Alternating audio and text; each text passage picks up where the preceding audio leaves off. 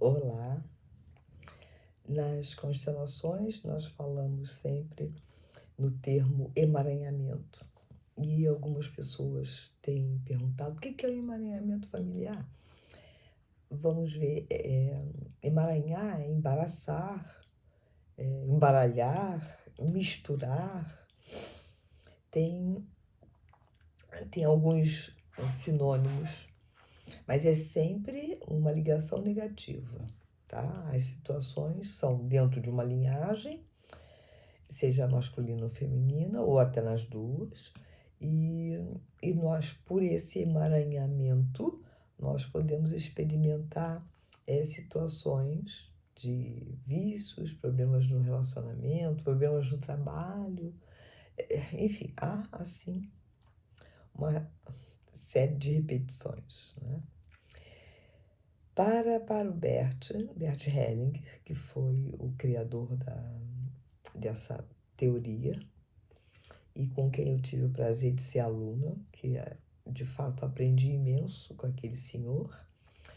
O emaranhamento ele vai significar então que alguém na família retoma, regressa e revive inconscientemente o destino de um familiar. Sempre um familiar que viveu antes dele, ok? Então, numa família em que a criança foi colocada na roda, que hoje em dia não tem esse termo, vamos então falar que a criança foi dada para doação, ficou doada, ficou, recebeu pais afetivos nessa adoção, e, e agora alguém dessa mesma família, que pode ou não conhecer essa história, sente-se não pertencente, sente-se entregue, sente-se excluído, ok? Quando a pessoa toma consciência desse emaranhamento, é que ela pode acolher para curar, ok? Eu, na minha prática, nas constelações, eu coloco a pessoa que lá atrás foi excluída. Ou coloco a justa razão, né? Coloco uma pessoa para representar a justa razão de hoje, neste sistema familiar, uma pessoa está a apresentar aqueles sintomas. E claro, quando o dono do tema acolhe tudo isso sem julgamento, aí podemos considerar que a cura acontece. Agora, emaranhamento tem várias formas, né? Tem os nomes técnicos, mas eu vou deixar de falar para vocês os nomes técnicos, porque o importante é vocês perceberem que emaranhar, por exemplo, é um pai e uma mãe que usam os filhos, né, indevidamente, para que esse filho defenda o pai, ou esse filho defenda a mãe. E fica com algum tipo de jogo emocional para que aquele filho aceite isso. Eu recebo muitos casos assim e digo que, primeiro, esse é um caminho para alienação parental. Segundo, o filho sai do seu lugar. Terceiro, perde força, ok? Então, esse tipo de emaranhamento precisa ser trabalhado. Algumas situações eu consigo trabalhar na pessoa que veio para constelar, mas o pai e a mãe permanecem naqueles conflitos deles. Por quê? Porque eles têm outros emaranhamentos. Portanto, resolvemos o emaranhamento daquele filho ou filha, tá?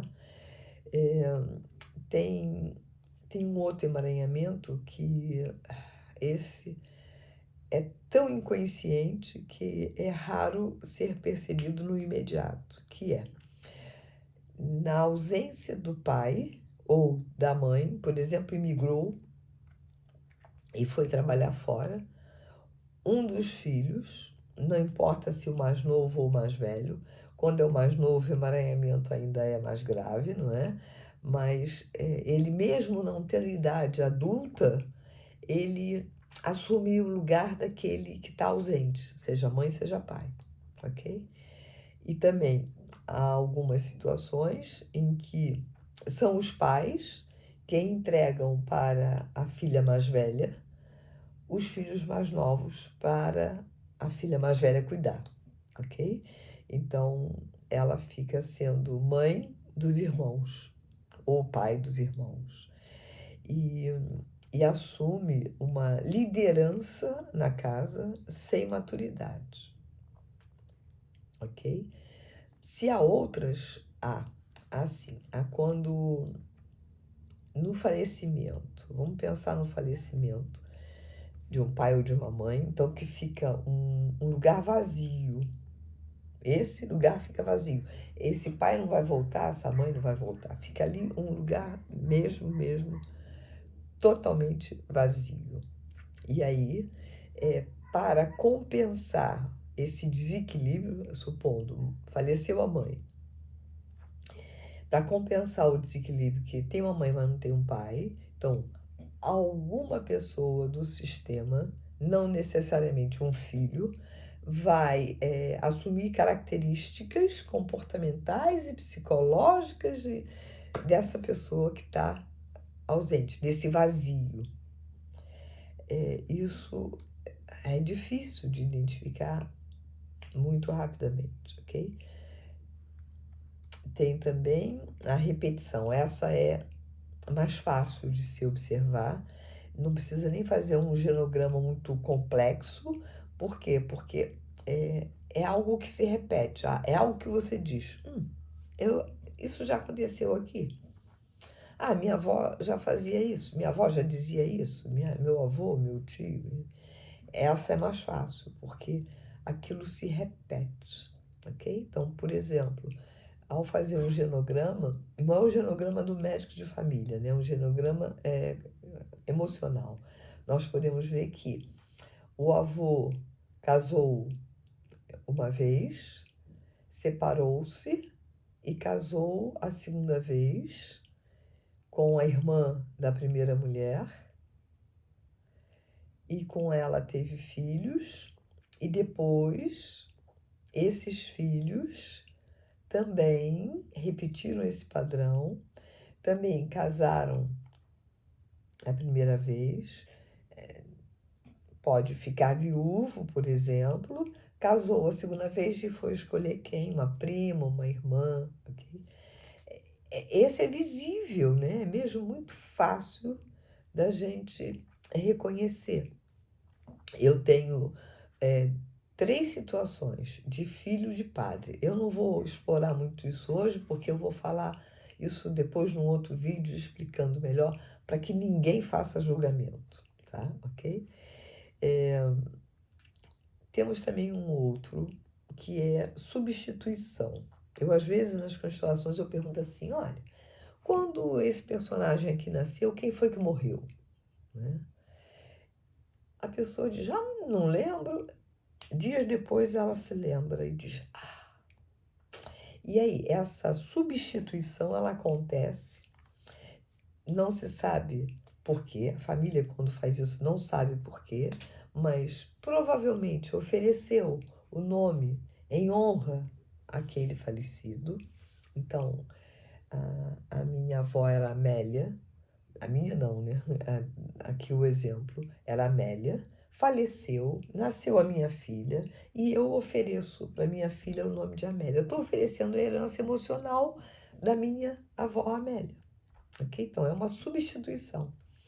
E sim, nessa situação, a filha que nasceu, que ganhou o nome de Amélia, ela pode acabar tomando inconscientemente a dor, o sofrimento, a degradação, tudo que estava na vida da avó Amélia, ok? A questão de oferecer um nome em honra de é algo que temos que refletir muito bem, ok? Portanto, nessa substituição, não fica tão evidente, porque só quando eu vou fazendo algumas perguntas, isso na consulta individual, eu vou perguntando, vou puxando, e aí sim eu própria começo a perceber de onde vem. Quando é na constelação com grupos, o próprio campo pede que eu coloque aquela que morreu, né? Porque quando eu pergunto quem foi que morreu, o campo já está ali dizendo para mim, Angela, olha para isto, ok? E eu respeito o campo, olho para isso e a gente pode chegar a bons resultados. Outro dia eu falo mais de emaranhamentos. Abracejos.